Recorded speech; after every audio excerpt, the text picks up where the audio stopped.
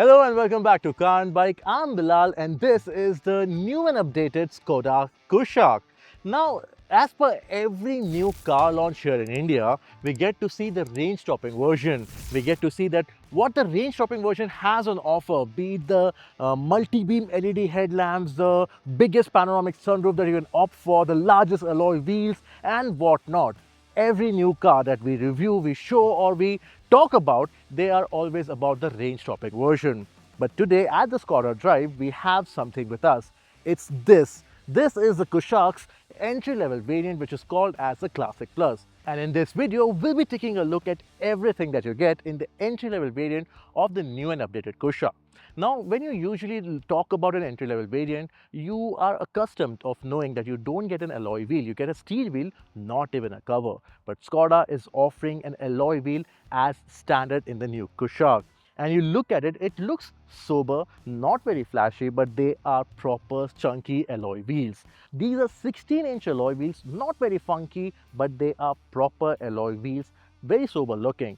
Even up front, the headlamps, they do get LED signature, which is standard across the range. Skoda is also offering rain sensing wipers as standard in the new Kushaq. What's also refreshing to look at is that even in the base variant, you get this roof raise. Usually a base variant, it misses out on that and it looks completely different than what an actual car looks like because it's missing some of the features. At the back, you do get this connected setup, which is a part of the update that Kushaq has got with its facelift. It's not entirely illuminated, but that connected portion, it does add character even in the base variant. The tail lamps, they do get sequential LED turn indicators. Apart from the rain sensing wipers up front, you do get a rear wiper at the back, something which you are not accustomed to. And you open this tailgate, it does miss out on the rear parcel shelf. However, you do get the same amount of boot space, that's almost 491 liters. Not a lot of compromise over here, but this looks complete. And then we have to talk about the cabin. And when you get inside, the first thing that you'd notice is that you have to start the car with a key insertion. I don't even remember when was the last time I drove an entry-level variant with inserting the key to find it now. Now, once inside, you'd notice that the seats, they get a cloth upholstery, no leatherette over here. The same seat design, the leatherette, or in fact the cloth upholstery that you see here, it's rugged, feel rough, not very comfortable, but it's better than the most of the cars that you get in the entry-level space. You do get a sunroof. Yes, an entry-level variant is offering you a sunroof. Not a panoramic one that you get in the range-topping version now, but a sunroof, but an electronic sunroof nonetheless. Now, talking about the rest of the dashboard, you do get an analog driver's display. Now, the update gets you an all-digital driver's display in the range-topping version, but over here, you do get a proper analog display with analog dials for the speedometer and the tachometer. Moving to the side, you do get a display.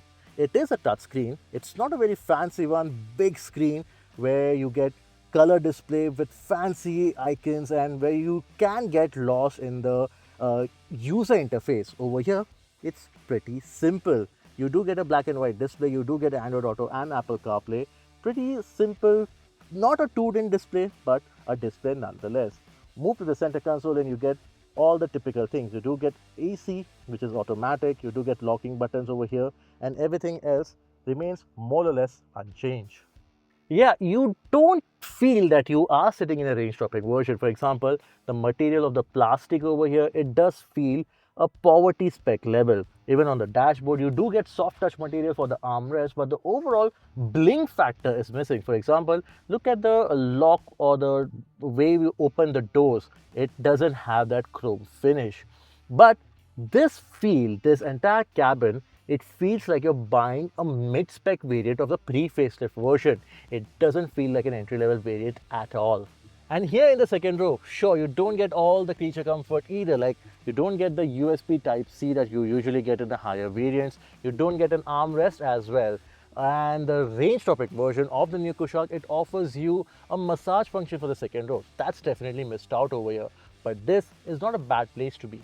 Now the entry-level variant, the powertrain choices, you get the 1 liter only with an automatic and a manual. You don't get the bigger 1.5 liter engine over here, but that's not the whole point. The point of this version is that you get a cheaper or more affordable entry in the Kushaq lineup. Now, unlike some other manufacturers who bring in an entry-level variant with a very attractive pricing, but they keep it basic. They don't offer the basic features as well in the entry level variant, and it's only for the namesake. People will never buy an entry level variant of those cars. And you know which car I'm talking about over here right now. But Skoda's perspective is very different.